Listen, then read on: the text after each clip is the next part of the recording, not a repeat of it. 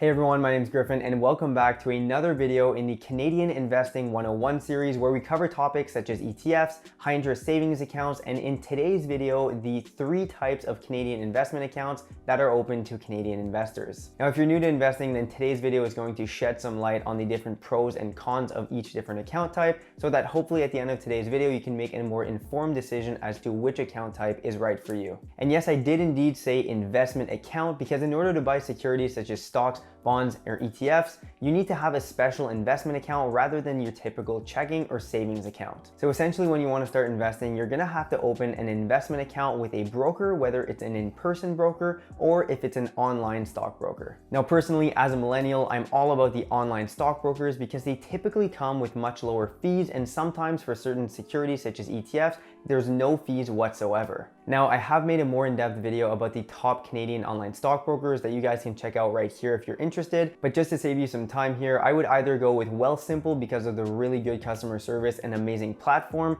or I would go with Questrade because they have extremely low fees. But either way, whether you choose an online stock brokerage or an in-person stockbroker, they're pretty much all gonna offer the same account types, which either fall under the unregistered category or the registered category of investment accounts. Now, while there are a significant amount of differences between registered and unregistered accounts, the main difference here is really gonna be in terms of tax sheltering, because registered accounts are, as their name would suggest, registered and controlled by the Canadian Revenue Agency. So the tax sheltering characteristics of the registered accounts are really what make them so appealing to investors, and I'm gonna talk more in depth about that after we discuss the unregistered accounts. Now, when it comes to unregistered trading accounts, there are 2 main account types that you can open. First up, we have the cash account, and then we also have the margin account. The cash account is the most basic and bare bones investment account that you can open, and it comes with no tax benefits at all. This means that all earnings from this account, whether dividend or capital gains and interest,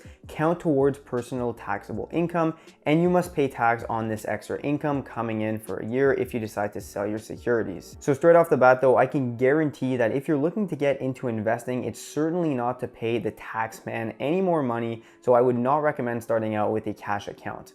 And then to quickly go over the margin account, this account is pretty much the same as a cash account, but rather you can borrow funds from the broker and leverage more funds in a trade to hopefully reap higher rewards. However, borrowing funds to invest when you're a beginner is not what I would personally recommend, so be careful and consult a professional before investing any borrowed funds. All right, so now that we've gone over the unregistered accounts, we can now hop into the most advantageous trading accounts, which are the registered accounts such as the Tfsa, so the tax-free savings account, or CELI in French. And then we also have the Rrsp, which is the Registered Retirement Savings Program, or REER in French. Now, each account does come with tax sheltering benefits, as I mentioned, but the tax sheltering benefits are gonna come at a different moment in time depending on if you have the Tfsa or the Rrsp account. Before I break down each account into more detail, let me just illustrate the power of tax sheltering with a Tfsa account rather than a cash account. If you were to purchase 1 share of VFV at the current market price of $65.66 and held the share for a year where it would hypothetically grow to, let's say, $90 a share,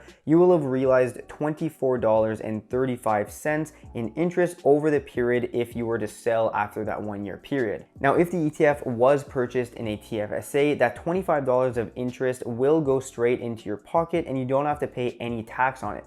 However, if you purchased it in a cash account, the $25 of interest would be combined with your taxable income, thus bringing your owed tax higher most likely. So with that out of the way, let's get into the specifics of each registered account, starting with the Tfsa. The tax-free savings account, or Tfsa for short, is a relatively new registered account introduced in 2009 by the Canadian government. The goal of the Tfsa is to allow Canadians to invest pre-tax dollars into an investment account up to a yearly maximum contribution limit to then be able to withdraw those contributions, including interest incurred over time, on a completely tax-free basis. And the trade-off here is that funds that you contribute to a Tfsa account are not eligible for a tax deduction in that given year. However, all the contributions and interest incurred over time are completely tax-free when you take them out because you've already paid income tax on your contributions way back when you put them in. So for example here, if you make $50,000 in 2019 and then you contribute $5,000 to your Tfsa account, you're still gonna have to pay income tax on your $50,000 of gross income, considering you don't have any other income sources. But then in 20 years, when that $5,000 contribution, let's say, grew to $20,000, when you go to withdraw that $20,000, so the $15,000 of interest plus the $5,000 of actual capital invested,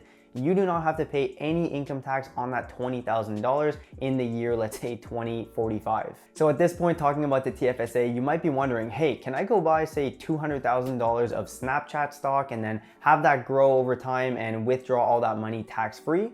Now, although that really would be nice, I hate to break it to you, but the government of Canada has set contribution limits that you have to respect each calendar year. However, the good news here is that the contribution limits are cumulative, meaning that every year that contribution limit is carried over if you haven't used it from the year that you turned 18 years of age. Meaning that if you turned 18 3 years ago, you have 3 years of contribution room accumulated. From 2009 to 2012, the yearly contribution limit was $5,000 a year. From 2013 to 2018, the annual limit was $5,500 a year, except in 2011 where the limit was actually $10,000. And finally, in 2019, we have a limit of $6,000, meaning that if you turned 18 before the year 2009 and have never contributed to a Tfsa, you would have a total cumulative contribution limit of $63,500. To really put that into perspective, if 2 people each invested the entire $63,500 at 7% interest over a 1-year period and then both withdrew those funds, one however being in a Tfsa and one in a cash account, each person's investment will have grown by $4,445 at the end of the year. However, the person in the Tfsa could take that money and run, while the cash account person would have to include that into their taxable income, which would corrode those capital gains by up to $1,300. All right, so with the Tfsa covered, let's now move to the Rrsp account, or Registered Retirement Savings Program, which was introduced in 1957 by the Canadian government to incentivize people to start investing into their retirement. Now remember guys, the Rrsp is a registered trading account, meaning that it comes with some tax sheltering benefits. The main tax sheltering difference between the Tfsa and the Rrsp is that the contributions that you make to your Rrsp account in a given calendar year are going to count towards a tax deduction for that contribution amount in that calendar year's tax return, whereas with the Tfsa, as we saw earlier, even if you contribute, say, $5,000 to your account in the year 2018, you still have to pay income tax on that $5,000 because contributions made to your Tfsa are pre-taxed. So let's illustrate this with an example to make it a lot clearer for you. If our buddy Alex lives in Ontario and earns $50,000 from one single source of income in 2018, just to make things quite simple, that means that at the end of the year, he owes the government roughly $11,000 in income tax, which represents roughly 30% of his entire income. If he contributes to his Tfsa, he'll still be paying the same amount in income tax. However, if Alex contributes $5,000 to his Rrsp, his taxable income is reduced down to $45,000 and he'll have to pay roughly $9,300 in income tax. In contrast to the Tfsa, when Alex withdraws funds from his Rrsp later on in life, all withdrawals will count towards actual taxable income. The goal with the Rrsp is that you'll most likely be making more income in your 20s, 30s, and 40s than during retirement when you don't have active income coming in, so this becomes more advantageous tax-wise. Now, just like the Tfsa, there are contribution limits to the Rrsp, but this is calculated much differently. Instead of having a predefined contribution limit that's imposed by the government that everyone has to respect, your Rrsp contribution limit represents 18% of your previous year's income. If, for example, I made $50,000 in 2018, I'd be able to contribute about $9,000 to my Rrsp account in this calendar year, and if you don't use up your contribution limits, this is cumulative. It carries over to the next year